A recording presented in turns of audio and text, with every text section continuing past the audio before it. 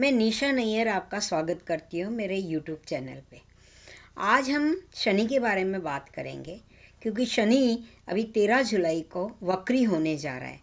Shani mean राशि में वक्री हो रहा है, वो बहुत इम्पॉर्टेंट है। That is very important because जो मीन राशि जो है वो गुरु की राशि है, जल तत्व की राशि है। तो जल तत्व की राशि गुरु की राशि होने के कारण, और गुरु विजडम का कारक है, और शनि वहाँ पे वक्री हो रहा है, तो वो बहुत महत्वपूर्ण घटना हो रही है। दूसरी बात कि शनि जो है पूर्व भाद्रपद और उत्तरा भाद्रपद नक्षत्र के अंदर वक्री हो रहा है। वैसे तो शनि हर बार वक्री होता है, लेकिन इस बार क्या खास है, क्योंकि गुरु की राशि में है शनि, और पूर्व भाद्रपद और उत्तरा भाद्रपद नक्षत्र के अंदर शनि वक्री हो रहा है। इसलिए ये बहुत महत्वपूर्ण है, क्योंकि पूर्व भाद्रपद जो नक्षत्र है वो अग्नि तत्व का नक्षत्र है, और उत्तरा भाद्रपद जो है वो जल तत्व का नक्षत्र है। तो यहाँ पे शनि वक्री हो रहा है। अच्छा, दूसरी बात, इतना बड़ा प्लैनेट, शनि बहुत बड़ा प्लैनेट है, और शनि बहुत स्लो, धीमी गति से चलता है। वैसे शनि मीन राशि में 30 साल के बाद आया है, तो शनि को एक चक्कर 12 राशियों का चक्कर लगाने में 30 साल लग जाते हैं। यानी कि एक राशि में जब आता है तो 30 साल के बाद आता है। तो ये घटना अब 30 साल के बाद होने वाली है। तो ये बहुत ज़रूरी है, ये महत्वपूर्ण इसलिए हो जाता है कि शनि मीन राशि में वक्री हुआ है।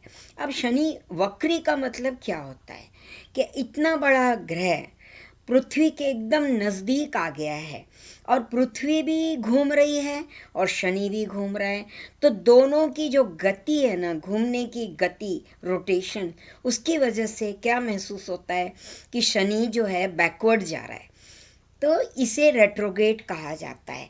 और कोई भी ग्रह चाहे शुभ हो चाहे अशुभ हो, जब रेट्रोगेट होता है तो वो बहुत पावरफुल हो जाता है। तो अभी शनि बहुत पावरफुल हो गया है। अब शनि जब वक्री होता है, इसका मतलब ये है कि वो पीछे जा रहा है, फिर से पिछली राशि में जा रहा है, यानी कि कुंभ राशि में जा रहा है। कुंभ राशि में ऑलरेडी वो था 2.5 साल के लिए, अब वो मीन राशि से वापस कुंभ राशि में जा रहा है।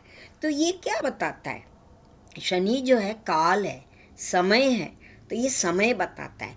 तो अगर समय को आप ट्रैवल करें, समय ट्रैवल करें, टाइम ट्रैवल करें, पीछे जाएं, तो आप अपनी लाइफ को फिर से दोबारा जी सकते हैं, फिर से दोबारा अपनी लाइफ को देख सकते हैं, ऑब्जर्व कर सकते हैं।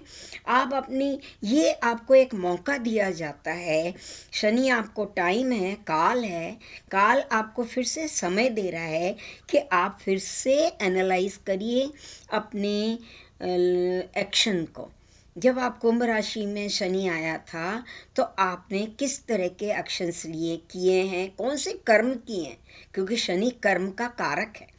तो आपने क्या कर्म किया है, तो आपको फिर से उसे देखना है, समझना है, कहीं गलती तो नहीं की आपने, कोई गलत डिसीजन तो नहीं लिया आपने।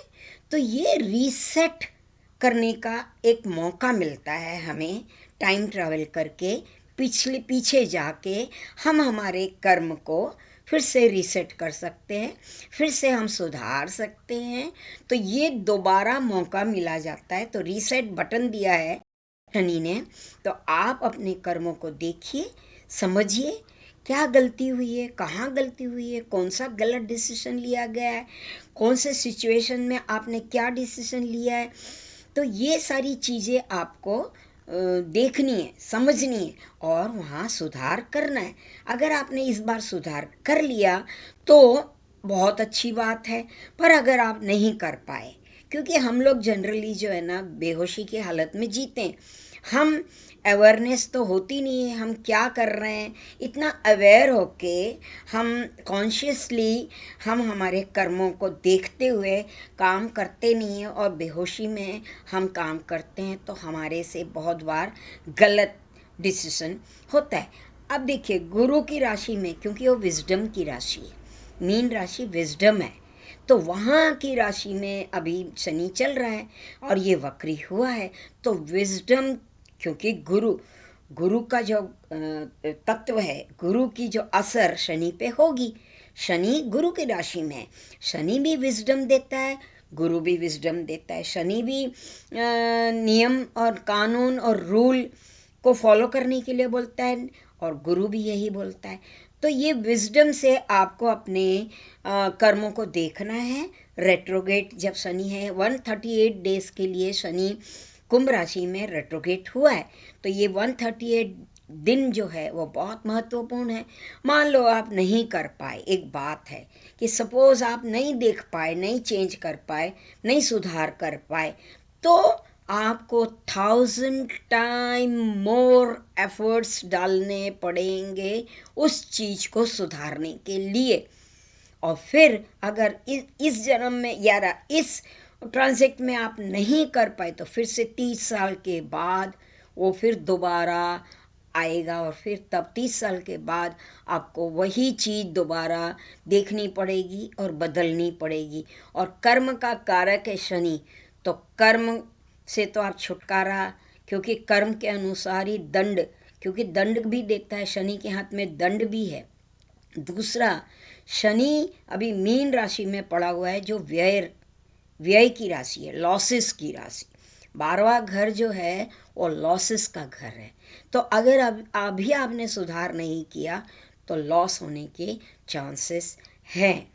अब ये जो है लग्न के हिसाब से चलता है, हर एक लग्न का अलग अलग असर होता है। दूसरी बात कि आपको दूसरे ग्रहों को भी ध्यान देना है, कि जैसे मंगल और केतु का भी आपको ध्यान करना पड़ेगा, उसका भी आपको कंसिडर करना पड़ेगा, और गुरु को भी कंसिडर करना पड़ेगा, क्योंकि अभी गुरु अतिचारी हुआ है ना। तो गुरु की अतिचारी गति जो है वो भी एक महत्वपूर्ण घटना है, तो उसके बारे में भी आपको ध्यान देना पड़ेगा, उसको भी कंसिडर करना पड़ेगा, और उसको सारी एस्पेक्ट्स को देखने के बाद ही लग्न के अनुसार, जैसे आपका जो भी लग्न है, मेष लग्न है, वृषभ लग्न है, तो लग्न के हिसाब से शनि की राशि जहाँ जहाँ पड़ती है आपके, तो वहाँ वहाँ आपको उस फील्ड में, उस इसमें आपको चेंजेस लाने पड़ेंगे। एज़ फॉर एग्ज़ाम्पल, मैं हर एक लग्न को कवर नहीं कर सकती यहाँ पे, क्योंकि वीडियो बहुत लंबा हो जाएगा। तो मैं इसके बाद, अगर आप चाहेंगे, अगर आप चाहते हैं कि मैं लग्न के ऊपर भी ये वीडियो बनाऊं, हर एक लग्न का, 12 लग्न का, तो मैं बनाऊंगी, पर आपकी रिक्वेस्ट के हिसाब से अगर आप चाहेंगे तो मैं बनाऊंगी। धन्यवाद।